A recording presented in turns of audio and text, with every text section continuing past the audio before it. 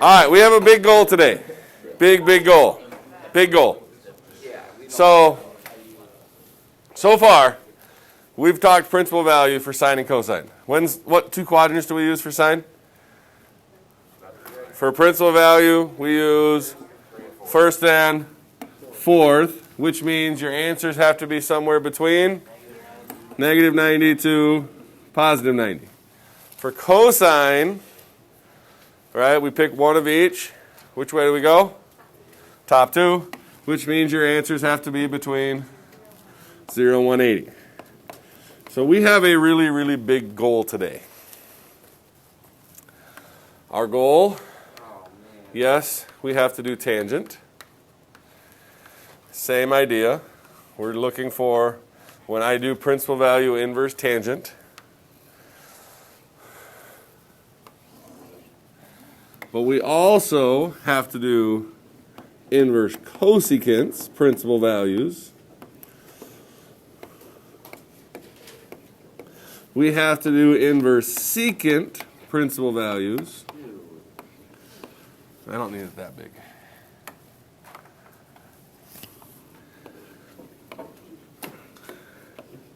And cotangent. Here's our goal.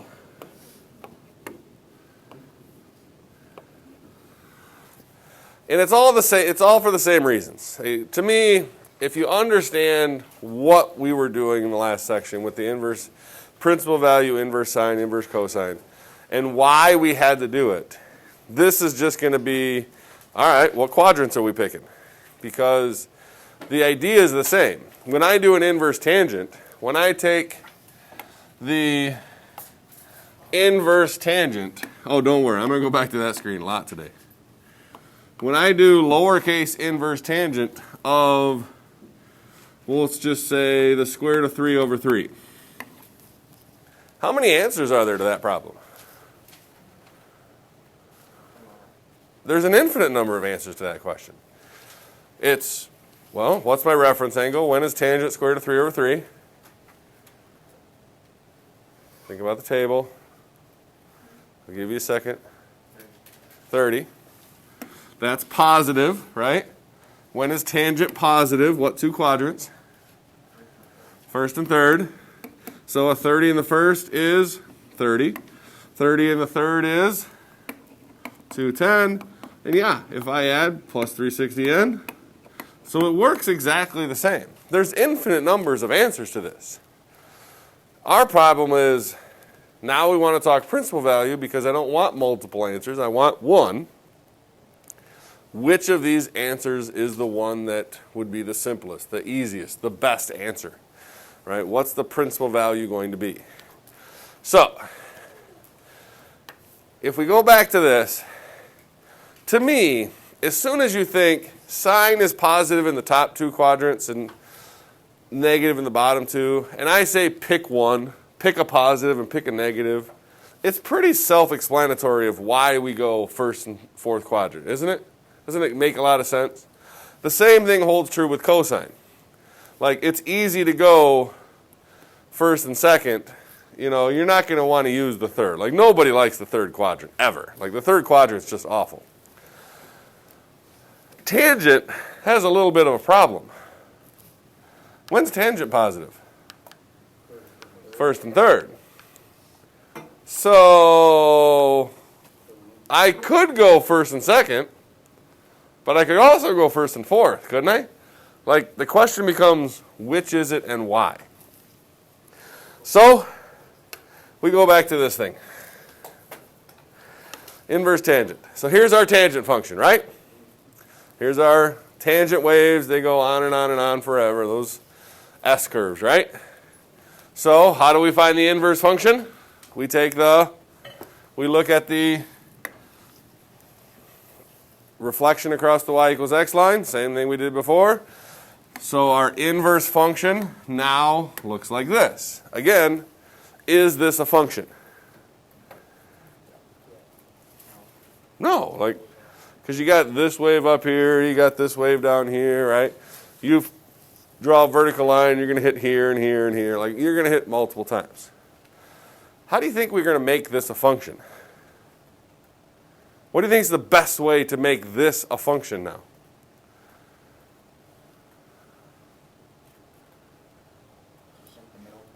Yeah. You think we're going to want this wave up here?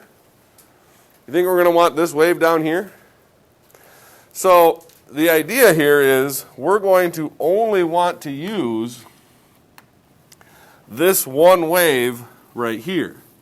So if this is going to be our principal value wave, where was that first asymptote? How high was this value right here? What are we going up to? When we did those tangent curves, how big was the period? 1 pi, or 180 degrees. So remember when we did a tangent curve, let's just if I wanted to graph y equals tangent of x, if you remember, we said, all right, my center point was at 0, 0. My period length was pi, so we went half a pi this way, half a pi this way. That's where my asymptotes were, and we drew that curve, right? So how high, then, is this first asymptote? Pi over 2, or in degrees, it'd be 90 degrees. So where's this asymptote then? Negative 90. So what quadrants do you think we're going to use then? First and fourth.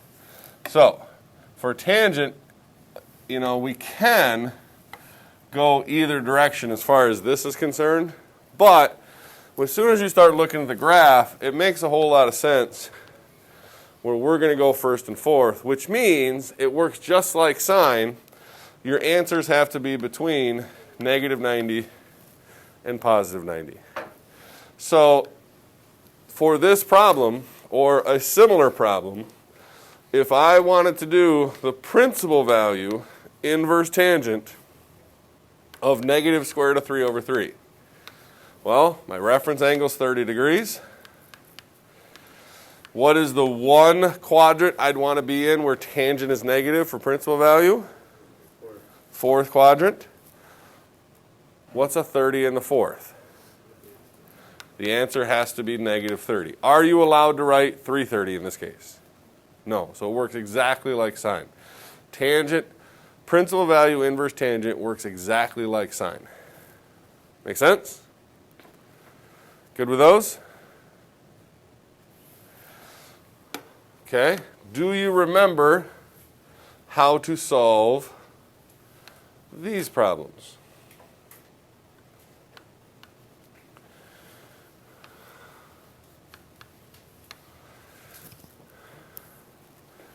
Inverse cosecant of negative 2. How do we solve inverse cosecants? I know how I solve them. I think, well, if I want to know when cosecant is 2, can I think what's the reciprocal of cosecant? Sine. What's the reciprocal of negative 2? 1/2. The answers to these two questions should be the exact same answer. Yes? Now, for these, we're looking for all of them. So we're looking for that giant set. So yes, they're going to match. Well, when is sine 1/2? 30. What two quadrants? The bottom two. So 210 and 330 plus 360n. So both of those problems have the same set of answers, right? Does that mean, though, that the principal value has to be the same? It doesn't. It doesn't mean that the principal value of this question and the principal value of this question have to be the same. That isn't necessarily true. Okay? We do want to look at the graph of cosecant and see what the heck is this thing going to look like. Okay? And again, the goal is the same. We want to make it a function, and stuff like that. So let's go back to this thing. And we will, now I don't have a fancy like inverse thing, but we just got to kind of think about what this graph would look like if we did inverse this. If we did inverse this, okay, this graph, positive x, this U shape right here, would end up going like this. Actually, I went a little too far. This U shape right here would end up being right here. This U shape here would end up looking like this. And then this one would be up there, this one would be farther down there, okay? Okay, now we want to make this a function. We have this U shape. Can I use this entire,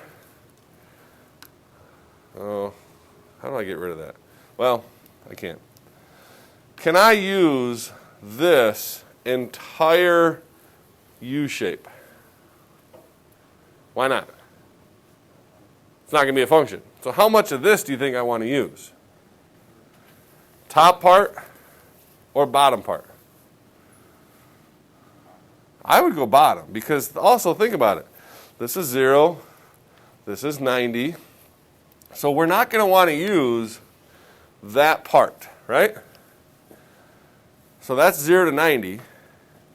And now, what do you think we're going to want to do with that other U shape? We got to have points over here as well. We have to use one U going up and one U going down. Again, I can't use a full U shape, but I'm just going to erase the bottom half of that one. So what quadrants do you think we're going to use?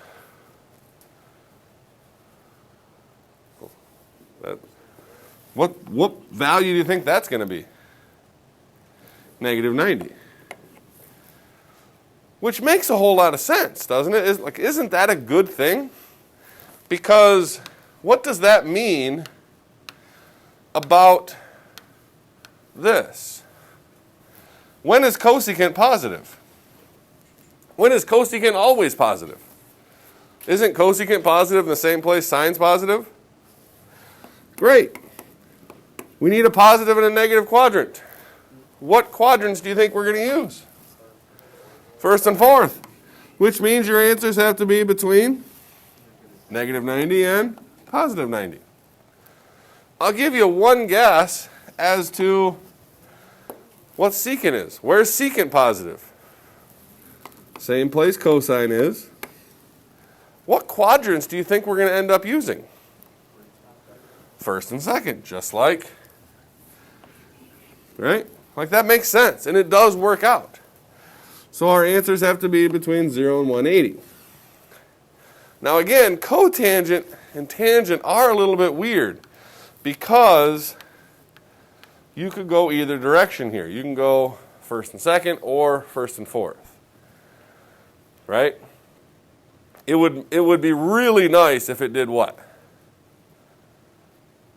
Wouldn't it be really nice if it did first and fourth? Well, there is a problem. There's a problem with cotangent. And that is, if we graph the inverse, again, we look at the inverse of this, so this graph here, this wave would look like, come on, go bigger, that. And then it would look like that. This is what the inverse graph would look like, just the green. Again, we want to make it a function. So what parts do you think I want to erase? Well, I obviously want to erase this part, right? Like that's got to be gone. And I obviously want to erase farther down. But if I go first and fourth, just like tangent, that means I want, here's 90, here's negative 90. If I go first and fourth, that means I'm going to erase that part and that part. And I'm going to use this broken wave. Does that make sense for us? Wouldn't it make a whole lot more sense or look better if I just got rid of this thing here? And let's just use that and make it a nice continuous graph. Which means what two quadrants are we going to use? First and second. So, yes, the annoying one is cotangent, because cotangent is different than tangent, where we go first and second, which means your answers have to be between 0 and 180. Cotangent is the troublemaker. So principal value, inverse sine, we use first and fourth. Cotangent, first and second. Tangent, first and fourth. Cosecant is the same as sine. Secant is the same as cosine. Cotangent is the troublemaker that just has to be difficult, and just know it's not the same as tangent. Other than that, everything is the same as what we did yesterday. So, we're just doing inverse. We're just doing principal values. So let's try some. If I had to do principal value, inverse tangent of negative 1. When is tangent 1? 45. What is the one quadrant that we care about where tangent is 1 or negative? For tangent, we said we use first and fourth. So in this case, we want to be in the fourth quadrant. What's the answer to that question? Negative 45. Make sense? Now, what about inverse cotangent of negative 1? Now, the way I solve all of the reciprocal ones is I don't like memorizing the table for that second part. So I think, all right, I am going to think, can I solve this? What's the reciprocal of negative 1? Negative 1. So my reference angle is 45, right? That's going to help me find my reference angle. Do these problems have the same answer in this case, though? The answer is no. This would be in the fourth quadrant, which is negative 45. This has to be in what quadrant? This has to be in the second quadrant, which means the actual answer to this question is 135. Does that kind of make sense? For all the other inverse ones, if you have to do inverse secant of negative root 2, to solve that, I'm going to think, what's the reciprocal of secant? Cosine. So I'm going to do this. What's the reciprocal of the square root of 2? Well, it's square root of 2 over 2. I'm going to solve this problem. Do these two problems have the same answer? Yes. So if I can solve this one, the answer is the same. Because cosine and secant, for principal values, we use the same quadrants. Yes? So, what's my reference angle? 45. What's the negative quadrant we use for cosine? Second. So that's the same as secant. So the answer is? Whoa, that just did not want to work there. 135. Make sense? We good? So far, so good? How would you do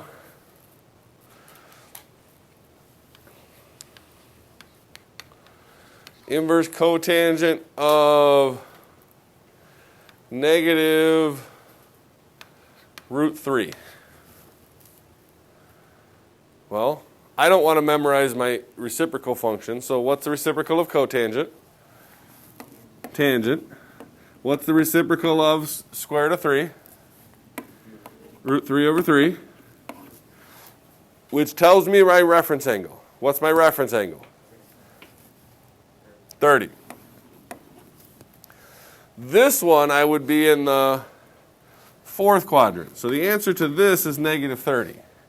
But this is the one that you have to remember. These answers don't match because I have to be in the different quadrant. This one I actually have to have a 30 in the second, which would be 150. Does that make sense? Yes, no, maybe, a little bit, mildly, kind of. All right, let's see if you guys can do this. On your paper, I'm going to give you a problem. You guys answer it.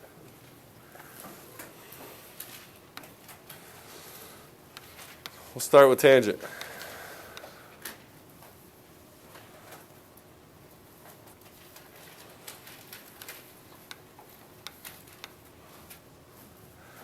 Inverse tangent, principal value, square root of 3, negative square root of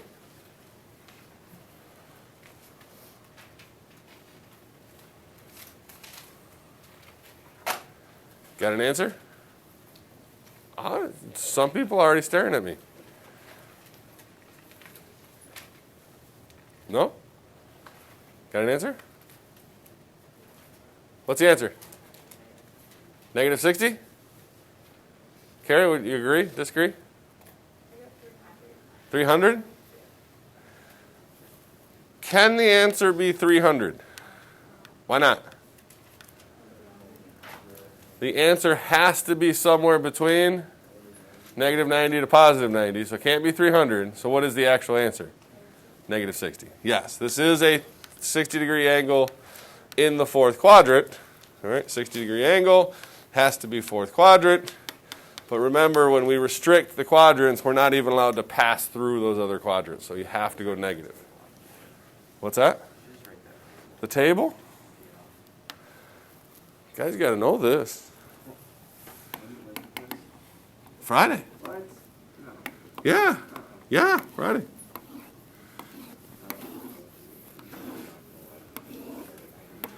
$30, $45, $60. So what goes here? 1/2. Square root of 2 over 2. Square root of 3 over 2. 1/2. Root 2 over 2. Root 3 over 2. Root 3 over 3. 1. Root 3. Now, that you have to know. For this quiz, I might even say, when the quiz day comes, at least be able to write those.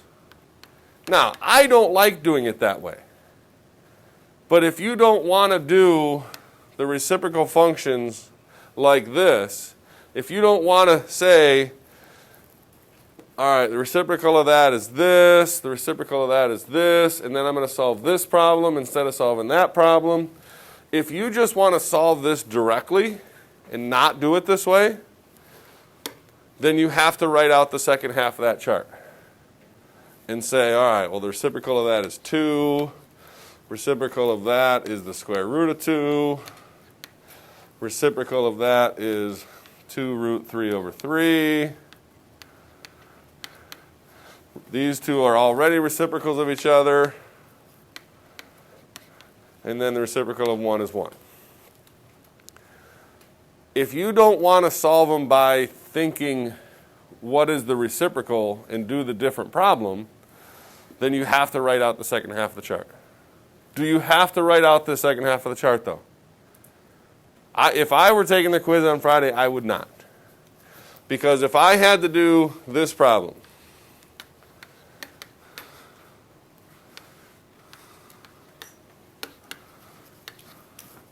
I'm not going to solve that problem.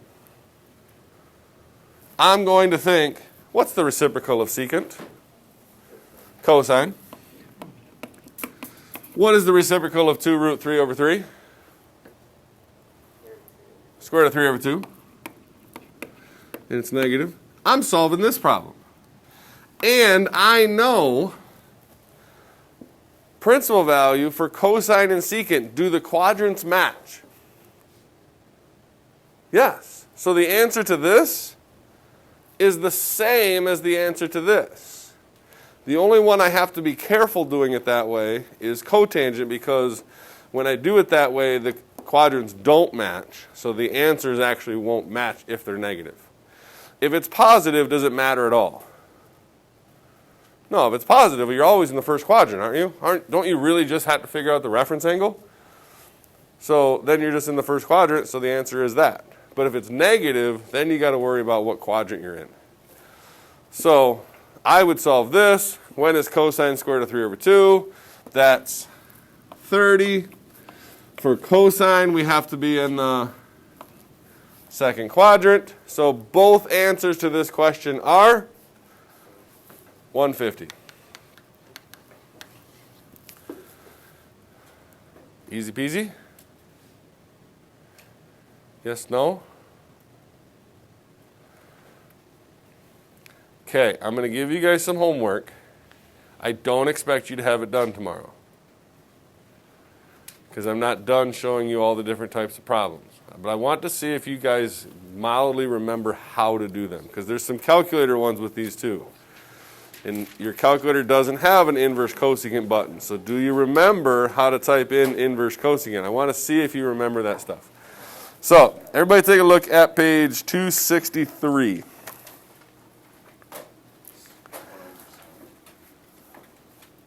No, you got to do the inverse of the reciprocal. We'll talk about those tomorrow, though. So everybody take a look at page 263. Yeah, I do need that turned in. So your homework is page 263. I'm trying to remember what I think I...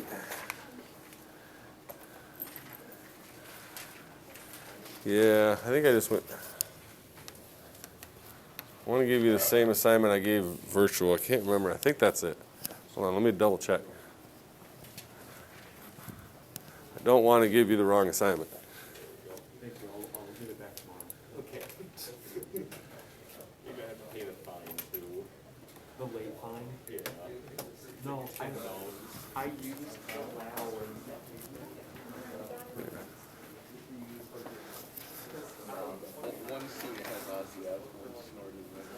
All right, I lied. Here we go. All right, it's only 10 problems. But I actually don't expect you to have it totally done tomorrow when you walk in. We will turn this in tomorrow, though. I just want to see if you vaguely remember how to do all the inverse. I will start class tomorrow with the other ones. The first ones you should be able to do. 2 and 4, you should have no problem doing those. I'm hoping you remember how to type number 6 in your calculator. Because we did do those. We have done inverse ones before. And guys, keep in mind, what's the only thing your calculator is capable of doing? Principal value. Is your calculator, here's a question for you. Is your calculator capable